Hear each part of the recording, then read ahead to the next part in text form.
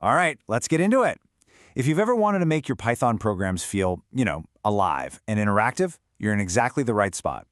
Today, we're going to talk about how to get your code to actually listen to your mouse, and we'll break down two super important tools for that, onMouseMouse and onMouseDrag. Seriously, just think about it. Have you ever wanted to build your own drawing app? One where you can just sketch around with your cursor?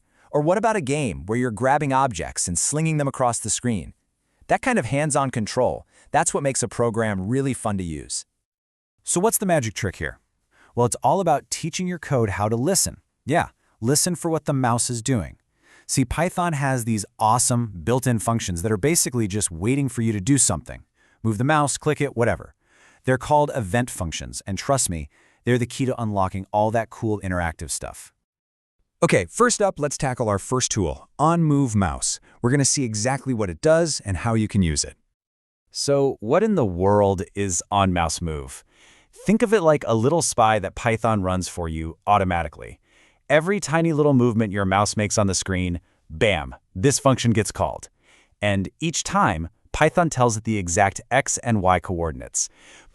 And this is the super important part to remember, it only works when the mouse button is not being pressed down. That's the key. Let's check out a really simple example.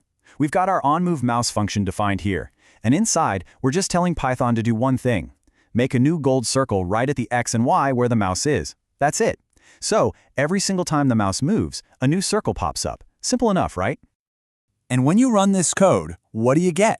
This really cool, continuous trail of gold circles that just follows your mouse everywhere. It's kind of like you're painting with your cursor. Super fun effect, and it only takes 2 lines of code. Although, yeah, as you can probably imagine, it gets a little messy on the screen after a while. Okay, that trail was cool, but what if we want something a little cleaner? Instead of making a zillion new circles, what if we just wanted to move one circle around? Well, check this out.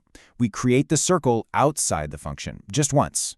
Then inside onMouseMove, all we do is update that same circle center to match the mouse's X and Y. So much cleaner. So, this looks perfect. The circle is following our mouse. It's great. But wait a minute, there's a catch. It's a subtle little problem that you might not even notice right away. And that brings us to what I call the dragging problem. All right, put on your programmer hat for a second. Think about that last bit of code, the one with a single circle follows the mouse. What do you think is going to happen if you click and hold the mouse button down and then try to drag the circle? And the answer is, the circle just stops. It freezes right where it is and doesn't follow you anymore. So why'd that happen? Remember that number 1 rule we talked about for onMouseMouse? It only works when the mouse button is up. The second you press that button down, onMouseMouse just stops listening. It goes silent. So, how do we fix this glitch? We need a different tool, one that's built for exactly this situation. And that, my friends, is where onMouseDrag comes in. So say hello to onMouseDrag. It's kind of like the twin of onMouseMove. It also gets called automatically when the mouse moves. It also gets the X and Y coordinates. But here's the twist. It only works when the mouse button is being pressed and held down. It's the complete opposite of what we were just using.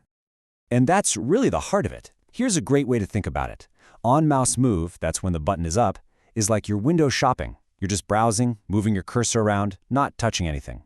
But onMouseDrag, when you're holding that button down, that's like you're carrying a bag. You've actually clicked on something, you've grabbed it, and now you're moving it somewhere on purpose. Okay, so let's go back and fix our code. Now look closely. This is almost the exact same code as before. The only thing we've changed is the name of the function, from onMouseMove to onMouseDrag. It's just one tiny word, but it completely flips how the program works. Now, that circle will only move when we actually click and drag it. All right, pop quiz time, just to make sure this is sinking in. With our new onMouseDrag code, what do you think is going to happen if you just move the mouse around normally without clicking the button?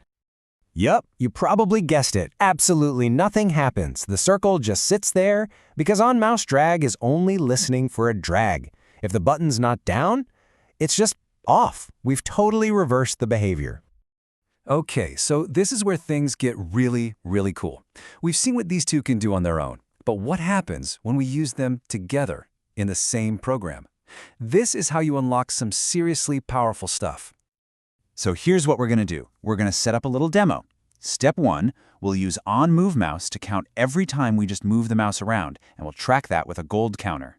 Then, step 2, we'll use onMouseDrag to count every time we drag the mouse, and we'll track that with a separate maroon counter. And check out how simple the code is for this. We literally just defined 2 different functions.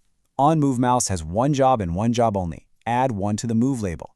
And onMouseDrag has its own separate job. Add one to the drag label. They don't interfere with each other at all. They just do their own thing inside the same program. And the result? It's awesome. When you just move your mouse, you see the gold moves counter going up and up, but the maroon one doesn't budge. Then, the second you click and start dragging, the moves counter freezes and the maroon drags counter starts climbing. Our program can actually tell the difference between browsing and dragging. That is a game changer. So look, if there's one thing to remember from all of this, it's this. Use the right tool for the right job. onMouseMove is for when you're just window shopping on your canvas, and onMouseDrag is for when you actually want to grab something and move it. Simple as that. And that's pretty much it. You now have the fundamental tools to make your programs feel real and interactive. You know how to track the mouse, and you know how to tell the difference between a simple move and a drag. So, I guess the only question left is, what are you going to build first? Are you going to make a cool user interface? A fun little game? Maybe a drawing app? The sky's the limit. I'm excited to see what you come up with. Thanks for tuning in.